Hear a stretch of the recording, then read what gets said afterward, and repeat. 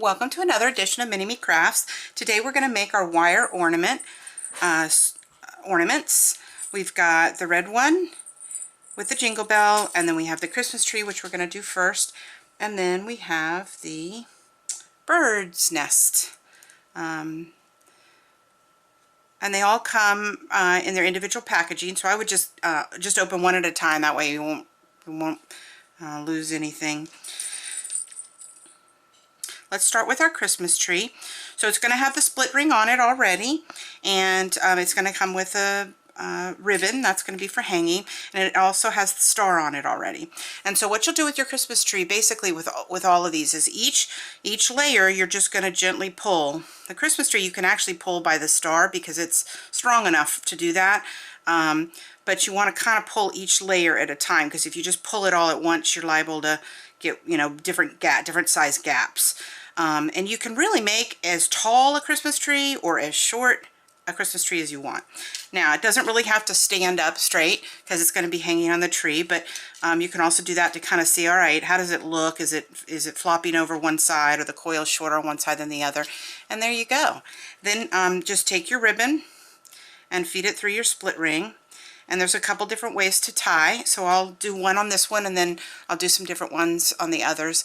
If you take your two ends of your ribbon, just do a square knot. So right over left and through the bunny hole is what we teach the girls, and then left over right and through the bunny hole, and pull tight.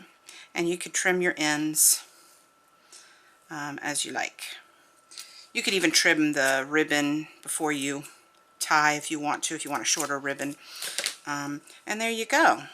So you just got a few little straggles of waste, and you've got a really cute ornament for the tree. Okay, for your next one, we'll do our bird's nest. So dump all your materials out, and you're going to have your 3 eggs, so just be careful they don't roll off the table. Your nest will be curled, and you'll have your split ring at the end, and that's going to be for your ribbon. And for your bird nest, you just do just like you do with the Christmas tree, only this time you don't want to spread your coils out too much, because you've got little eggs to put in there, and if it's too much, then the eggs will fall through the crack. So you can still, though, you have the option, you can make your bird nest higher. You can keep it a little lower, okay? And then to get the eggs in there, you can use glue, okay? And really any glue will work. Hot glue will show a little bit more. You can use just a good tacky glue or white glue, but you'll have to let it dry, so give it time to dry on there.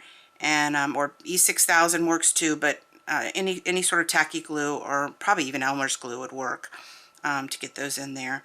And then I'm going to dump these out for now just so you can see. I put the ribbon on. So for the ribbon, again, you've got that option. You can put the 2 ends together and loop them. And that's the way I'll do this one, so you can see it. So I just put both through, and then I'm going to pull it. And you can trim your ribbon if you want a shorter ribbon or a taller ribbon.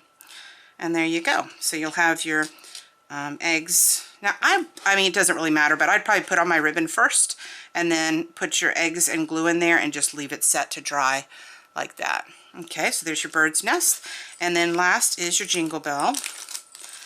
And this one has a really fun shape. So very similar. You've got your wire, and you've got your split ring, and then you've got a split ring with the jingle bell on it. And that's going to go at the bottom.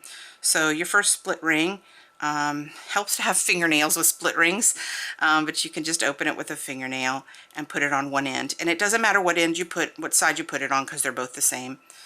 Okay. You can also wait till the end to do that. It doesn't matter. And you put your jingle bell. I'll hold the jingle bell so you can see an example of both. Now, you're going to see kind of a figure 8 or an S, and all you're going to do, keep your loops up, and you're just going to bend them toward each other. Okay, because that's going to make the middle of your shape. Okay, and then it's not quite, you can't quite pull them, because you have to kind of do them one at a time, but that's basically what you're doing. You're just pulling each side out, each little row of coil. And again, this is one of those ones where you can make it as wide or you can keep it narrow and fat. It doesn't matter. It's all personal preference. There you go. So you pull that out. Now, some people like to actually put their jingle bell in the middle of this and just let it jingle around, and you can do that. If you do it, you probably have to keep your coils a little closer together, just so that the jingle bell doesn't fall out. And then again, just open your split ring. Fingernail helps. And you can put it on this end. I think this one's a really cute one. I think they're all three really cute together, but this one is, I just love the shape and the jingle bell. And there you go. And then again, we can put our thread in, our split ring, whoops. And this time I will do the tie I did for the Christmas tree, just so you can see that again. This is a square knot tie. So if you do it separate, just right over left and through the bunny hole is the way we teach the Girl Scouts, and then left over right and through the bunny hole. And again, you can make your ribbon shorter or longer. Let me do that one again. And left over right. There we go. Oops. And you can pull it short or long, a little bit tight. You can trim your edges or not. And you've got 3 really pretty ornaments for your tree. And that's it. Thanks for watching. Hope to see you again soon. Have fun.